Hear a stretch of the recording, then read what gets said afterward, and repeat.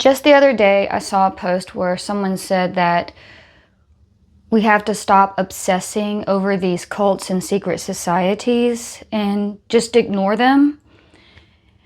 And I agree, we do need to ignore them. However, I think it's extremely important that we talk about what they're doing, why they're doing it, and how they're doing it. Because mankind can advance more if they're not being abused, tormented, and held back. So, yes, we need to get to a point where we can ignore these people. However, we need to be able to be mindful of them, how to recognize them, how to be aware of them, and what to do if you're in that situation. And I know some would say, well, it taught you to be strong and it gave you more information, you learned and you grew and you strengthened in that experience. However, it also gives you massive amounts of trauma. And you only have to have this awareness because it exists.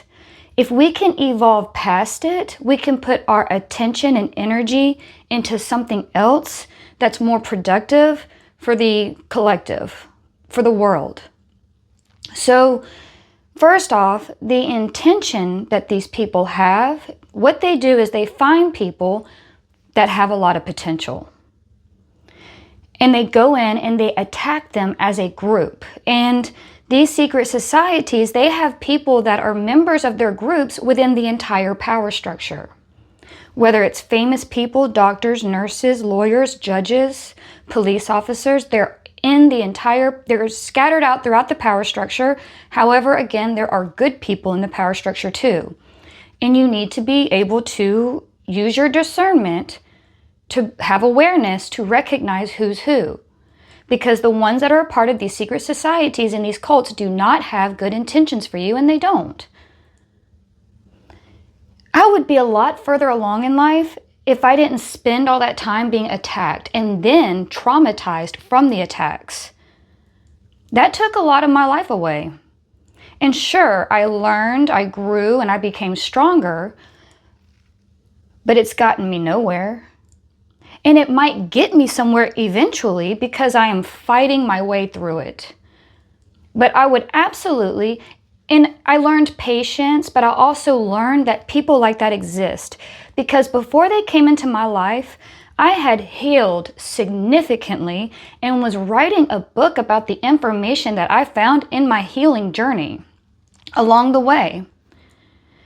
Because before I started my healing journey, I said, I want to get better and help others do the same because I was surrounded by people that were suffering and I was suffering.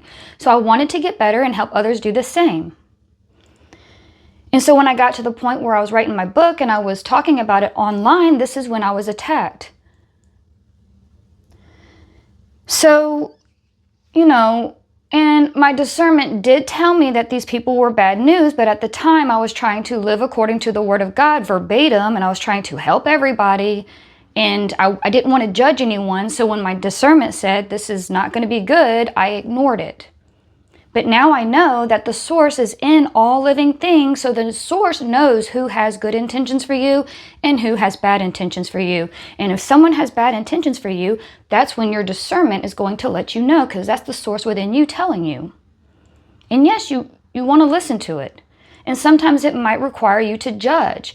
You're going to have to judge whether certain people are safe for you or not. Whether they have good intentions for you or not. And I think it is important that we talk about this because if we talk about it, well, now, not only do these individuals have to face the truth and either heal and evolve along with everyone else, or at least go dormant. Because their intentions, though you learn patience and you become stronger and wiser, there's other ways to do those things.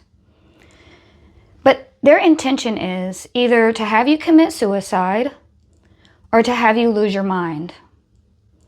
So, you're not supposed to collect money for suicide through life insurance, but people are corrupt.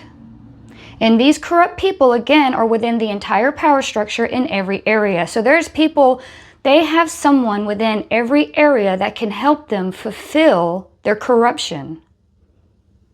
So they get a life insurance policy out on you, and they do everything they can to make you want to unalive yourself, want to commit suicide. Some people call it spiritual warfare, but what it is they abuse you mentally, emotionally, physically, and then they threaten your life and your family's life. It's terrifying. So they try to get you to commit suicide, and they try very hard because they're going to get paid if you do, because they have friends. This group, these secret societies and these cults have members within the entire power structure. So they're able to, you're not supposed to collect life insurance money for suicide, but they do it anyway. Now, something else is if you don't commit suicide, but you check in, you go see a doctor because you're losing your mind or you're just in so much trauma and distress, well, that helps the power structure. Psychiatrists, psychologists, counselors, they help you with your mental and emotional state. So if they have people that go out and abuse you and traumatize you and destroy your mental and emotional state, well, now they get a client, they get a patient. So, they do this to generate money and to destroy those that have potential. They want to keep you down because it helps everybody that's in a higher position remain in a higher position. This is how they eliminate the competition. So instead of us working together as a collective to become an advanced civilization, we have people that see those that have potential and they try to destroy them because they want to keep everything the way that it is because they are benefiting from the way that it is. And this is what causes a reality to be destroyed because it's not advancing. This world doesn't exist for the elites, and it doesn't. This world does not exist for the famous and the wealthy. This entire world does not exist just for them. This world exists because this is where consciousness comes into existence and is generated, strengthened, and expanded in order to be used throughout the entire universe. So if it becomes worthless and useless because we've got elites and famous people and wealthy people that are just tearing everyone down because they want to stay up, well, now this world has become useless. It's not doing what it's supposed to be doing. So when that happens, it turns into a pile of trash moving through space and time. It becomes a virus. It's worthless and it's destroyed because then we start over. Not only to start over, but no existence is better than an unproductive existence full of sickness and suffering.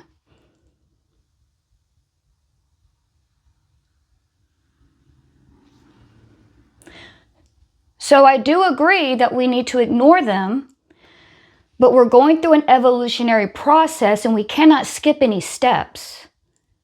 Right now, they do need to be exposed with what they're doing, how to identify them, what their intentions are, because it has to stop.